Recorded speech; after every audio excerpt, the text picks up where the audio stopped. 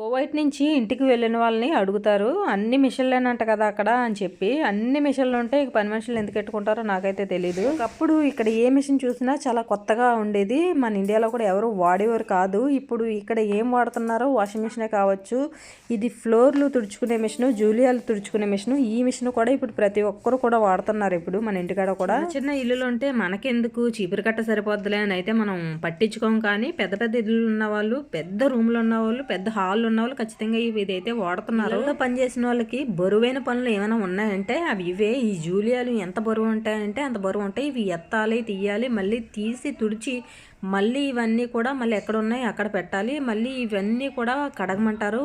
పని మనుషులే కడగమంటారు. జూలియాలతోనే పెద్ద తలనొప్పి వచ్చేస్తుంది ఇక్కడ ఉన్న ప్రతి ఇంట్లో పని మనిషికి కూడా. ఇది చిన్నదున్నదని చూడరు, పెద్దదున్నదని చూడరు. ఎంత బరువు ఉన్నా సరే ఆ పని మనిషే తీయాలి, పని మనిషే తీసుకెళ్ళి కడగాలి, చెయ్యాలి. చాలా తక్కువ మంది మాత్రమే బయట ఉతికించడానికి ఇస్తారు. చాలా ఎక్కువ మంది మాత్రం పని మనుషుల చేత, డ్రైవర్ల చేత ఉతికిస్తారు. వాళ్ళకి జీతాలు ఇస్తున్నాం కదా, బయట ఎందుకు డబ్బులు ఇచ్చి ఉతికించుకోవాలని చెప్పి ఆలోచిస్తూ ఉంటారు. ఈ జూలియాలు ఉతికించే